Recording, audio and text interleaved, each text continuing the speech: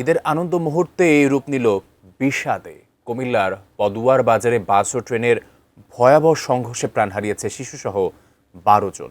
দুর্ঘটনায় আহত হন আরও অন্তত ১৪ যাত্রী। দুর্ঘটনার পর চট্টগ্রাম থেকে ঢাকামুখী রেল যোগাযোগ বন্ধ রয়েছে। কুমিল্লা থেকে হুমায়ুন কবির জীবনের পাঠানো তথ্য ও ছবিতে ডেস্ক রিপোর্ট। রাত তখন ৩টা, চারিদিকে নিস্তব্ধতা, ঘরে ফেরার ব্যাকুলতা নিয়ে ঘুমে আচ্ছন্ন বাসের যাত্রীরা। কিন্তু কুমিল্লার পদুয়ার বাজার রেল ক্রসিংয়ে মুহূর্তে সেই ঘুম রূপ নিল চিরনিদ্রায়। ট্রেনের প্রচণ্ড ধাক্কায় নীরবতা ভেঙে শোনা গেল কেবল আর্তনাদ। আমি বুঝি নির্মাণের শিল্প, সালাম স্টিল বোঝে ডিউরেবিলিটি। সালাম স্টিল, মোস্ট ডিউরেবল স্টিল। রক্তমাখা সড়কের উপর পড়ে আছে ঈদের নতুন জামা, পাশে ছড়িয়ে ছিটিয়ে আছে ঈদের পোলাও, মাংস। সেই ঈদ আর করা হলো না তাদের। নিথর দেহগুলো এখন হাসপাতালের মর্গে। কুমিল্লার পদুয়ার বাজার রেল ক্রসিং এলাকায় চাঁপাইনবাবগঞ্জ থেকে ঢাকাগামী মামুন স্পেশাল বাসের সঙ্গে চট্টগ্রাম থেকে ছেড়ে আসা ঢাকাগামী ওয়ান আপ ট্রেনের সংঘর্ষ হয়। এ সময় বাসটিকে টেনে প্রায় ১ কিলোমিটার দূরে নিয়ে যায় ঢাকাগামী ট্রেনটি। খবর পেয়ে পুলিশ ও ফায়ার সার্ভিসের সদস্যরা নিহতদের উদ্ধার করে কুমিল্লা মেডিকেল কলেজ হাসপাতালে পাঠায়।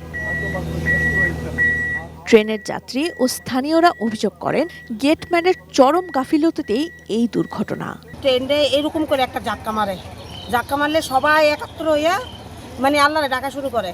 তো কিছুক্ষণ মনে হয় যে পাক্কা ৫-১০ মিনিট ট্রেনটার সামনের দিকে ধুম ধুম ফুটা শুরু করে। সামনে দেখি ট্রেনের সামনে একটা বাস। আমাদের রেলওয়ার এই যে রেল লাইনের যে বাতিগুলি দিব, যে গাড়িগুলো কন্ট্রোল করব, ওই বাতিগুলি নাই, জিনিসগুলি নাই। আজকে এই কারণে এই ধরনের ঘটনা হয়েছে বেশি। এখানে গেটটা বন্ধ করে নেই। সো এইটার জন্য কি একদম উনি পরিকল্পিতভাবে দায়ী, কারণ এতগুলা মানুষ যে এখানে মারা গেছে, হ্যাঁ, এই মানুষগুলোর জীবনের কি কোনো দাম নাই?